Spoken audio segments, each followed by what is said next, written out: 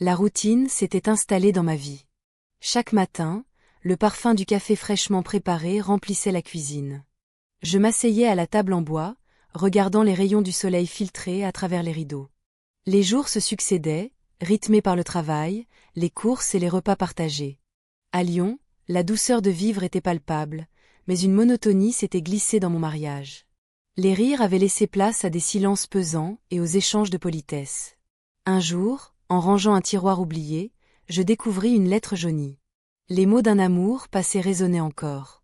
Ils évoquaient des promesses et des rêves que j'avais peut-être négligés. En lisant ces lignes, un frisson d'émotion me traversa. Je réalisai alors combien le temps avait effacé certaines passions au profit de la stabilité. Le soir même, un dîner fut organisé pour célébrer l'anniversaire du mari. La table était ornée de bougies et de plats savoureux typiques de la gastronomie lyonnaise, quenelles et gratins dauphinois. Les invités étaient joviaux, mais je sentais un vide en moi. Au milieu des rires, je remarquai la présence du neveu dans un coin de la pièce. Il avait toujours été sympathique, mais ce soir-là, son regard semblait différent. À table, il engagea la conversation avec moi.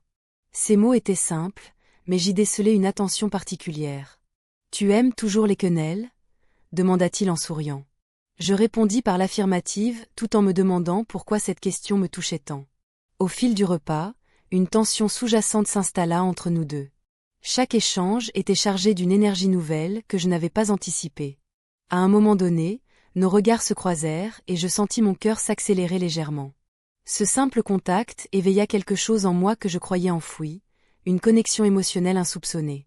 La soirée se poursuivit avec des éclats de rire et des toasts levés à l'amitié familiale, mais mes pensées dérivaient vers ce moment partagé avec lui. Après le dîner, je m'éclipsai sur le balcon pour respirer l'air frais de la nuit lyonnaise.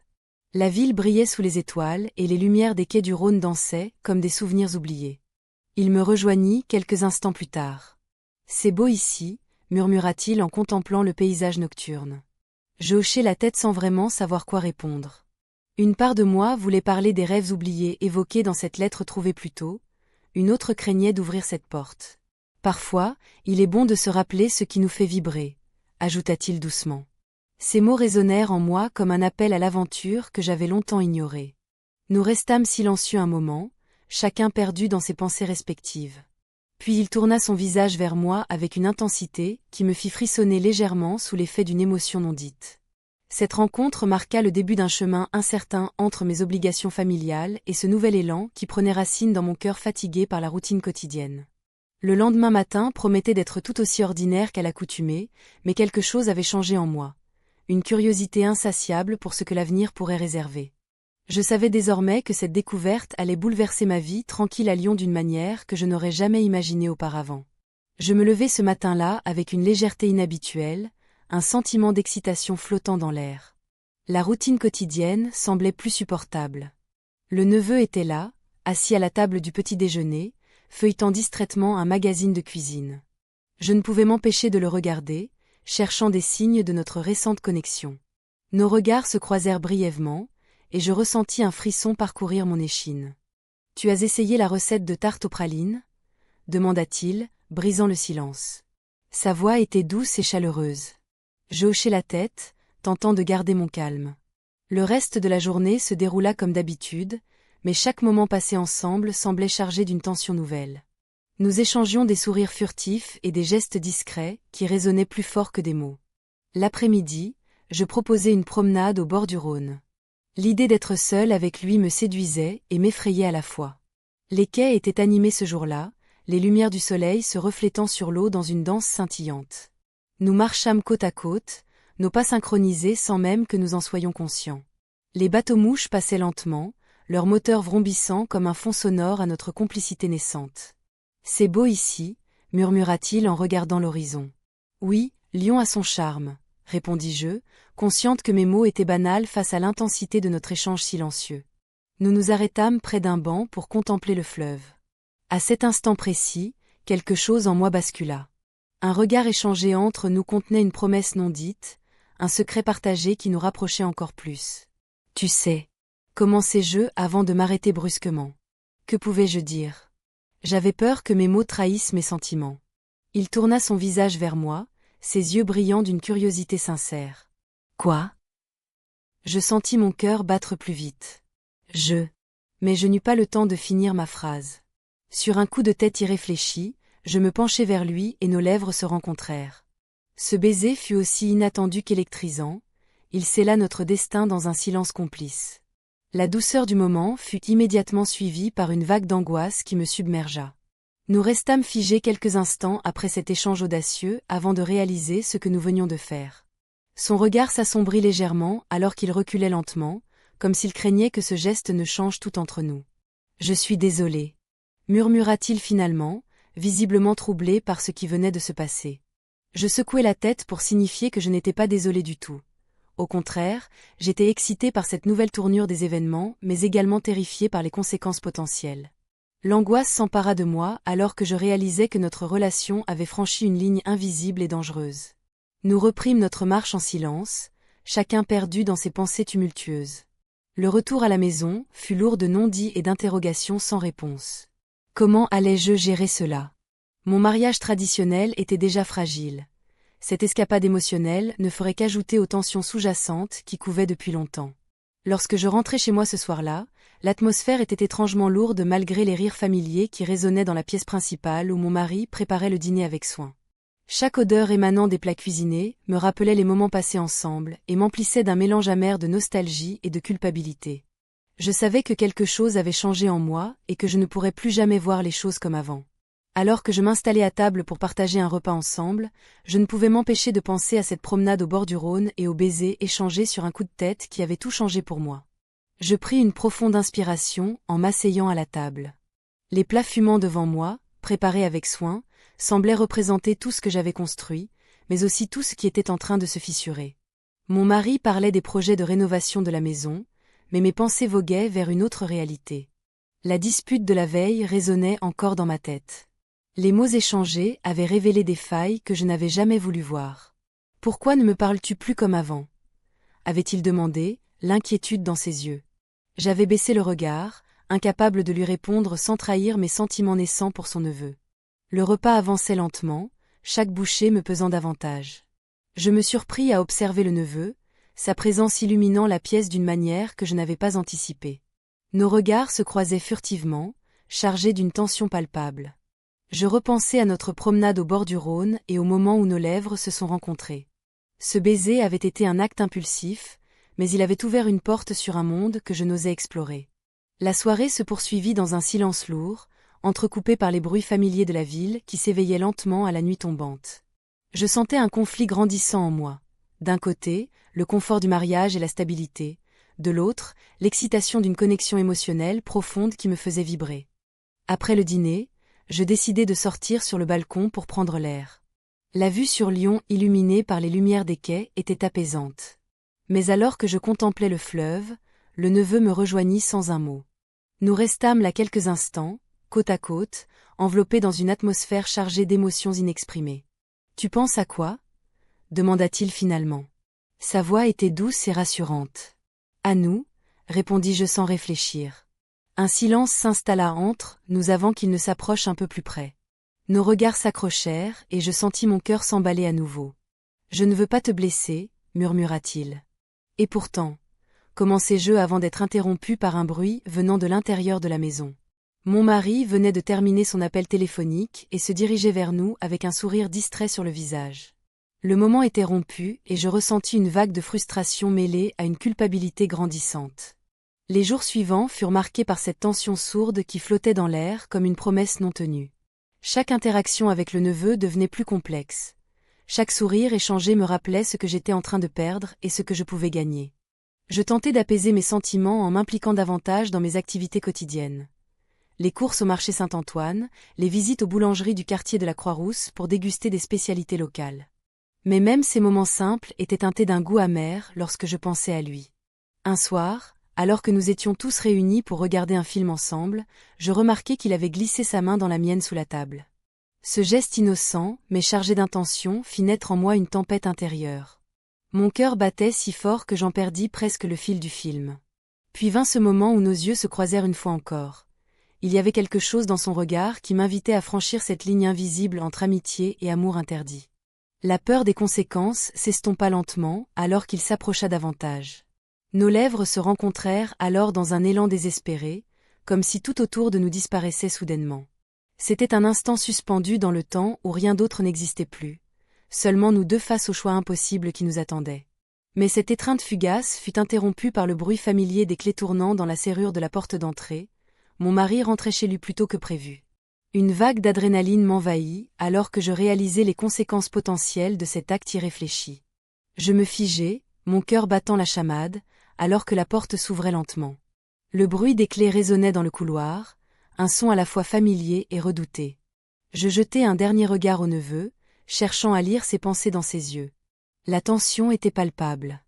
Il se tenait là, figé comme moi, partagé entre l'angoisse et l'excitation de l'instant. Mon mari entra dans le salon avec un sourire distrait. « Bonjour. Je ne pensais pas rentrer si tôt, » dit-il en s'étonnant de notre silence. Je me forçai à sourire, tentant de masquer l'effroi qui m'envahissait. Le neveu se leva rapidement, feignant une nonchalance qui contrastait avec le tumulte intérieur qui nous habitait tous les deux. « Tu as passé une bonne journée ?» demanda mon mari, ignorant tout de la tempête émotionnelle qui venait de déferler sur nous. Je hochai la tête, mes pensées tourbillonnant autour de ce moment interdit. Chaque seconde qui passait me rapprochait d'une réalité que je redoutais. Le dîner fut un exercice d'équilibre délicat.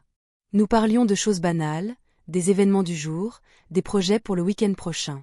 Pourtant, chaque mot prononcé semblait chargé d'un sens caché que seul le neveu et moi pouvions comprendre. Nos regards se croisaient furtivement, chaque échange étant une promesse silencieuse d'une connexion plus profonde.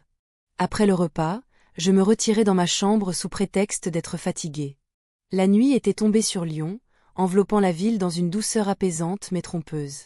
Les lumières scintillantes des fenêtres des maisons voisines illuminaient mon esprit tourmenté alors que je réfléchissais à ce que j'avais fait. Je n'avais jamais pensé que cette liaison prendrait une telle ampleur. La culpabilité m'étouffait peu à peu. Je savais que chaque instant passé avec lui éloignait davantage mon mariage de ce qu'il avait été autrefois. Mais l'attrait de cette nouvelle connexion était irrésistible. Soudainement, il frappa à ma porte. J'hésitai un instant avant d'ouvrir. Il avait ce regard déterminé qui me fit frémir d'anticipation et de peur mêlée. « Je ne peux pas rester loin de toi », murmura-t-il presque en chuchotant. Sans réfléchir davantage, je l'invitai à entrer. La pièce était sombre, mais éclairée par les lumières tamisées venant du dehors.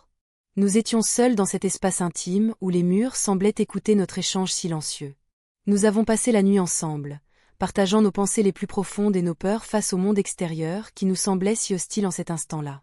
Chaque mot échangé était un fil tissé dans ce lien fragile mais puissant qui nous unissait désormais. Mais au petit matin, alors que les premiers rayons du soleil perçaient à travers les rideaux, je sentis une vague de panique m'envahir lorsque j'entendis le bruit familier des pas de mon mari se dirigeant vers notre chambre. Le cœur battant la chamade, je réalisai que cette nuit imprévue avait franchi une ligne invisible. « Que fais-tu ici » demanda-t-il avec un ton surpris en ouvrant la porte sans frapper. Je me figeai sur place tandis qu'il découvrait la scène devant lui, moi et son neveu assis sur le lit, enveloppés dans une atmosphère chargée d'émotions contradictoires. Une tension insupportable s'installa alors qu'il comprenait lentement ce qui s'était passé pendant son absence. Qu'est-ce que cela signifie ? Sa voix tremblait légèrement sous le choc, tandis qu'il cherchait désespérément des réponses dans mes yeux horrifiés. Le poids de mes choix pesait soudainement très lourd sur mes épaules. Tout semblait s'effondrer autour de moi alors qu'une question fondamentale se posait. Comment allais-je gérer cette situation explosive ? L'angoisse m'envahissait alors que je réalisais l'ampleur des conséquences de notre liaison. Chaque moment passé ensemble, chaque regard échangé, prenait désormais une tournure sinistre. Le neveu, d'un ton sérieux, annonça qu'il envisageait de déménager à Paris pour poursuivre sa carrière. Cette nouvelle me frappa comme un coup de poing. Pourquoi maintenant ?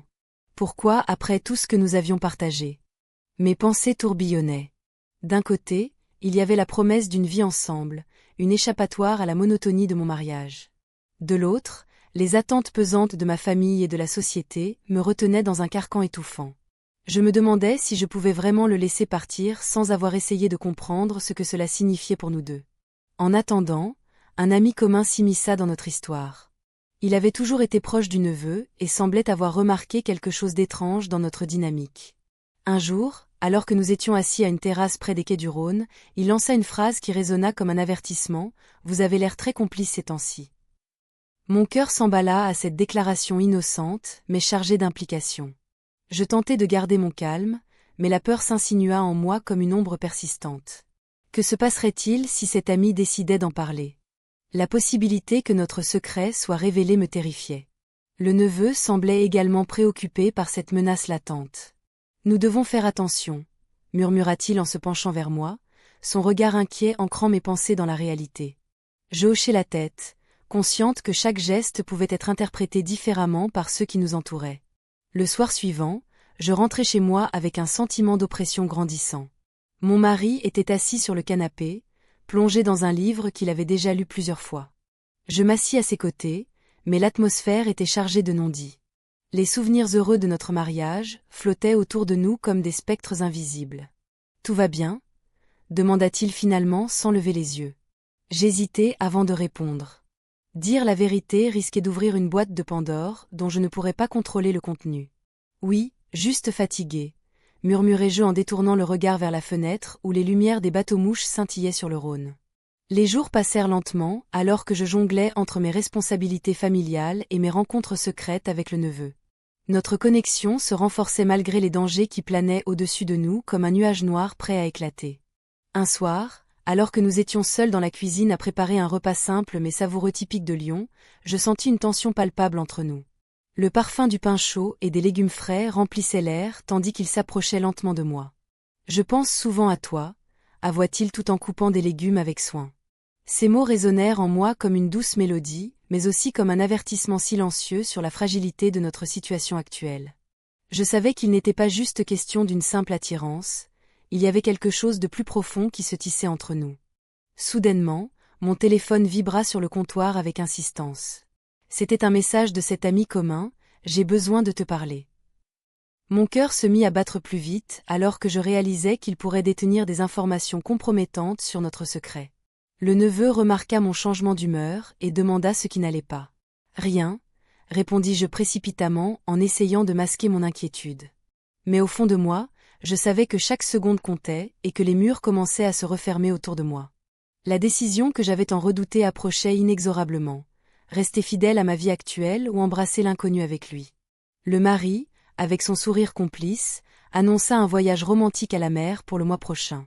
Ses yeux brillaient d'enthousiasme, comme s'il pensait vraiment que cela raviverait notre flamme. Je ne pus m'empêcher de ressentir une vague de culpabilité. Ce projet semblait être une tentative sincère de sa part, mais il ne savait pas que mon cœur était déjà en proie à des tumultes. Je lui répondis par un sourire timide, feignant l'excitation. À l'intérieur, un conflit grandissait. Le neveu avait pris une place immense dans ma vie, et chaque moment passé avec lui rendait le choix de partir encore plus difficile.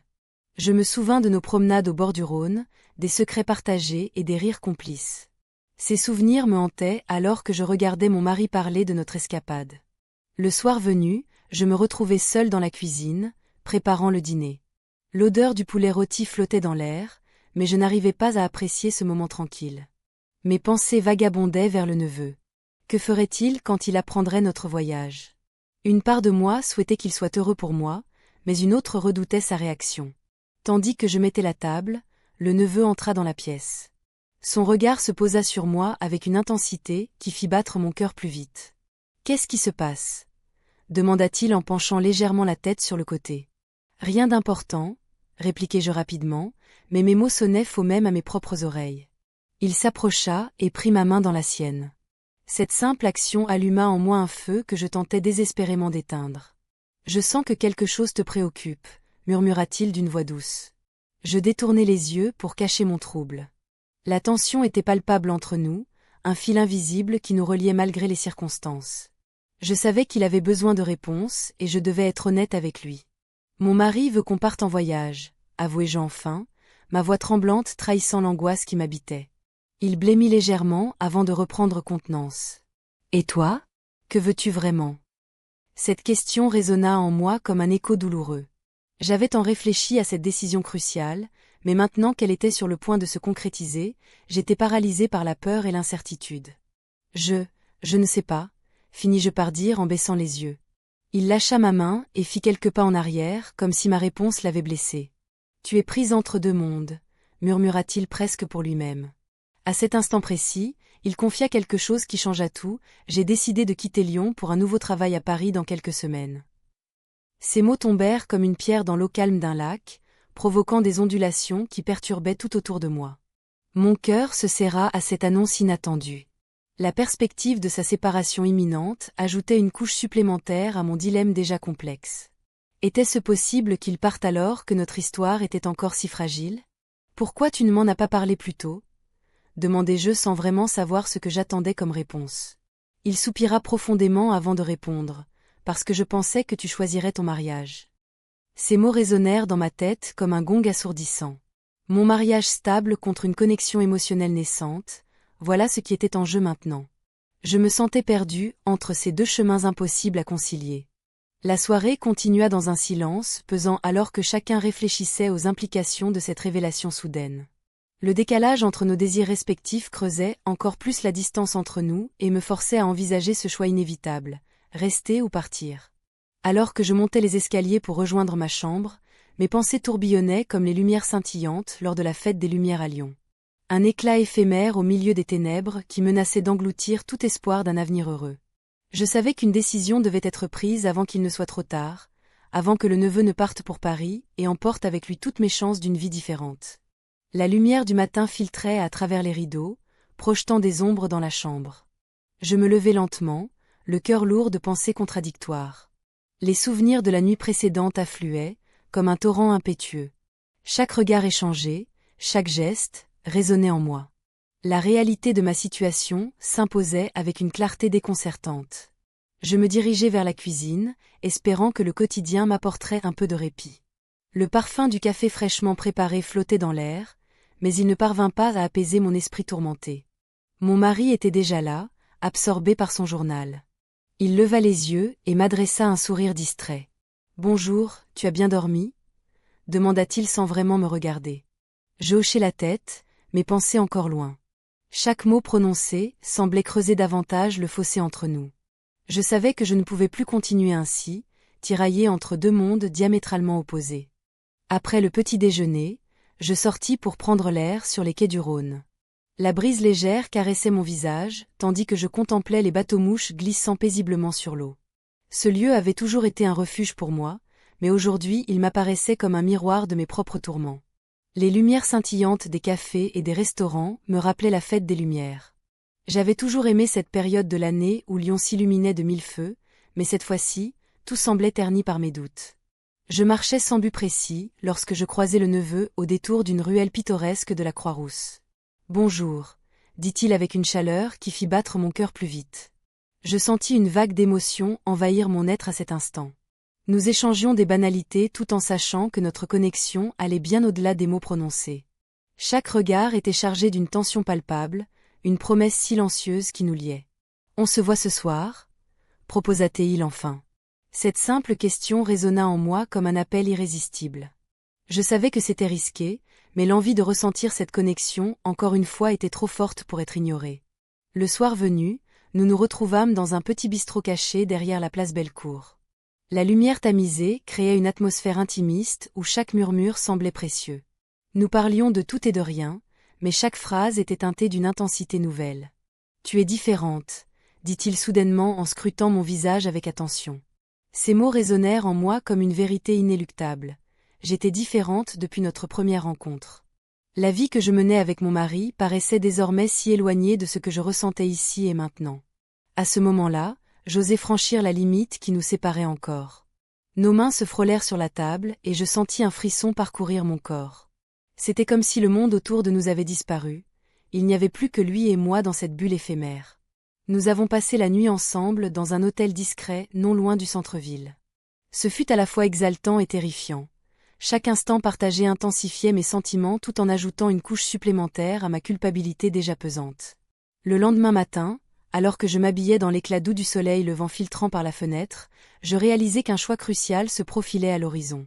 Je devais décider si j'allais poursuivre cette aventure ou retourner à ma vie d'avant avec toutes ses certitudes et ses conforts apparents. Alors que je sortis pour rejoindre ma voiture garée non loin de là, une pensée fugace traversa mon esprit. Qu'adviendrait-il si quelqu'un découvrait notre secret ? Cette question hantait mes nuits depuis trop longtemps déjà, et pourtant j'étais incapable d'y répondre clairement. La route vers chez moi semblait interminable, alors que chaque minute qui passait me rapprochait d'une confrontation inévitable avec mon mari et mes propres démons intérieurs. Je savais qu'il était temps d'affronter mes choix. Le poids du silence devenait insupportable et les conséquences risquaient d'être dévastatrices pour tous ceux impliqués dans ce triangle complexe. En franchissant le seuil de ma maison, le cœur battant la chamade, je réalisais qu'il n'y aurait pas de retour en arrière possible désormais. En entrant dans la maison, l'atmosphère était lourde de non-dits. Mon mari était assis à la table de la cuisine, feuilletant un magazine. Il leva les yeux, surpris de me voir si tôt. Le moment était venu d'affronter cette réalité que j'avais longtemps évitée. Chaque battement de mon cœur résonnait comme un tambour dans le silence oppressant. « Tout va bien ?»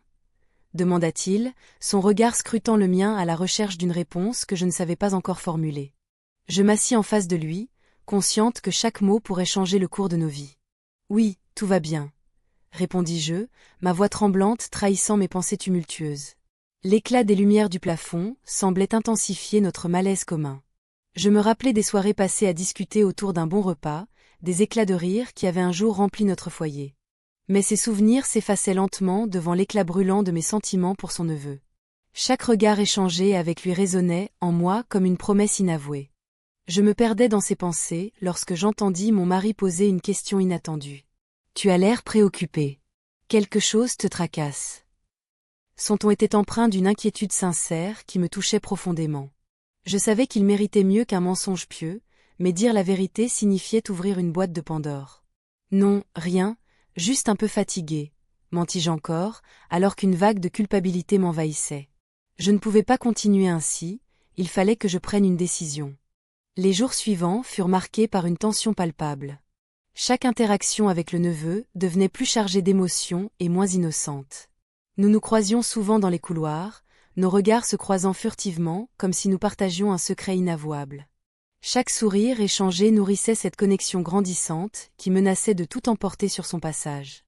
Un soir, alors que la fête des Lumières illuminait Lyon d'un éclat féerique, je pris le risque de l'inviter à sortir pour profiter des festivités ensemble. L'idée d'être entouré par les lumières scintillantes et les rires des autres m'apportait une évasion bienvenue. Nous flânâmes au bord du Rhône, admirant les reflets chatoyants sur l'eau sombre. La magie du moment nous enveloppa, il me prit doucement la main et nos cœurs battirent à l'unisson dans cette ambiance féerique. « C'est magnifique ici », murmura-t-il en observant les lanternes danser au gré du vent. Ces mots résonnaient en moi comme une douce mélodie que je n'avais pas entendue depuis longtemps. À cet instant précis, je réalisais que ma vie était devenue un équilibre précaire entre deux mondes opposés, celui du devoir et celui du désir profond. La peur s'insinua en moi alors que je mesurais la portée de mes choix. Nous nous rapprochâmes lentement jusqu'à ce que nos lèvres se rencontrent dans un échange chargé d'émotions refoulées et de promesses silencieuses.